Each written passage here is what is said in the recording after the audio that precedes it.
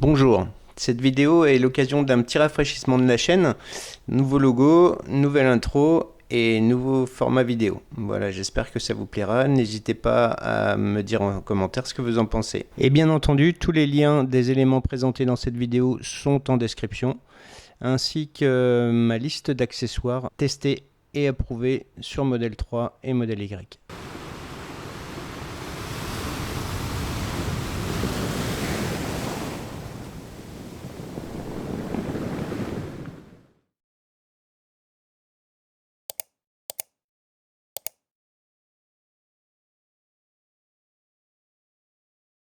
L'installation de cette rotule d'écran entraîne une différence de hauteur. On passe de 18,5 à 15 cm en hauteur et de 7 cm à 9 cm la distance de l'écran au tableau de bord. Il s'agit de la rotule d'écran 2 axes Ancho, compatible modèle 3 et modèle Y, comme vous pouvez le voir ici. Voici ce qu'il y a dans la boîte.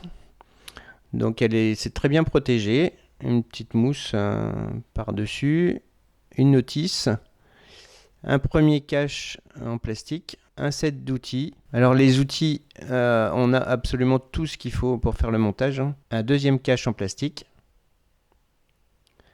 deux supports de sonde de température, le modèle 2020-2019 et le modèle après refresh 2021.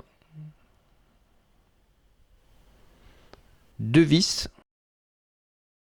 et le support en lui-même. La première chose à faire est de protéger la console avec une grosse microfibre ou une couverture, enfin ce que vous voulez. Voilà, ici je passe l'écran en mode nettoyage pour éviter d'actionner quoi que ce soit en manipulant l'écran. Sous l'écran, on retrouve la trappe, la petite grille sur laquelle est placée la sonde de température. Donc pour l'enlever, j'utilise une petite clé Allen que je glisse à l'intérieur, je tire avec une pince et le cache vient tout seul. Démontage de la sonde de température. Et il faut ensuite retirer ces deux vis de 10 qui maintiennent l'écran.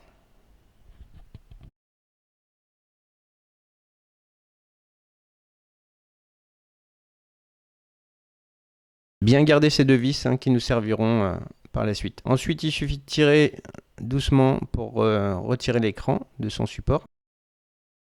Une fois l'écran retiré, on aura donc accès aux deux vis, celle-ci à droite, puis au connecteur et enfin la vis à gauche. Donc on retire ces deux vis, le clip de maintien du connecteur qu'on fait glisser sur le câble puisque on le remettra après, donc autant le laisser sur le câble en position. Il faut ensuite utiliser un petit outil. Ici j'utilise une toute petite clé Allen pour appuyer sur la petite languette de maintien du connecteur, tirer doucement, faire des petits mouvements et le connecteur vient tout seul.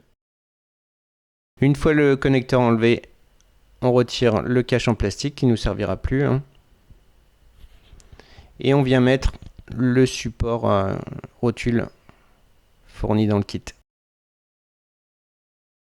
On insère les vis qu'on vient de retirer, les vis qui maintenaient l'écran. Voilà. Pour faciliter la mise en place de la vis, on peut basculer le support d'un côté ou d'un autre. On insère ensuite le cache principal en plastique. Voilà. Pour le mettre, il faut absolument basculer le support vers la gauche. Vers la droite, ça ne passe pas. J'ai essayé, ça n'est pas bon. Voilà. Ensuite, on insère le cache en plastique par le bas d'abord. Voilà. N'oubliez pas de passer les câbles à l'intérieur, bien sûr. Et ensuite, le haut se clipse tout seul. À l'étape suivante, on vient insérer le deuxième cache en plastique autour du câble. On reconnecte l'écran bien jusqu'au clic pour être sûr qu'il ne se débranche pas. Et on remet le verrou, la pièce qui maintient le connecteur en place, bien jusqu'au clic également.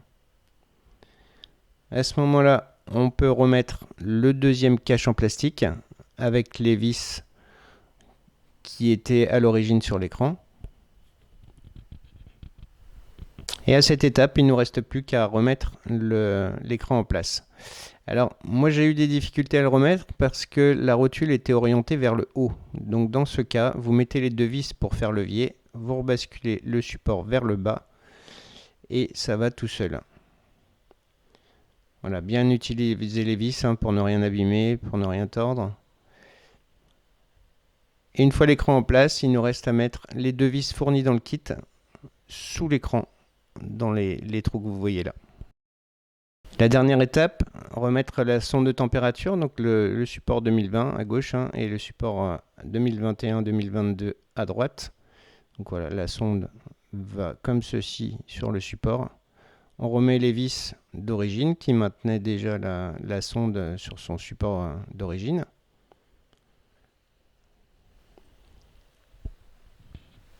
Voilà ce que ça donne. Il nous reste à reconnecter la sonde, bien jusqu'au clic encore une fois, et à remettre le support en place. Voilà, il est décalé sur la vidéo, je l'ai vu après, excusez-moi, je l'ai remis comme il fallait. Et voici ce que ça donne. Orientation verticale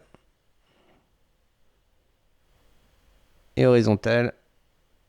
Voilà, un confort de conduite incroyable. On ne peut plus s'en passer. Une fois qu'on a goûté à l'écran orienté vers soi, on ne peut plus s'en passer. Donc voilà l'intégration.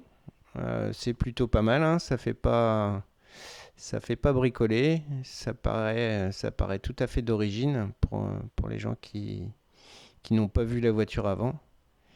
Strictement aucune bidouille.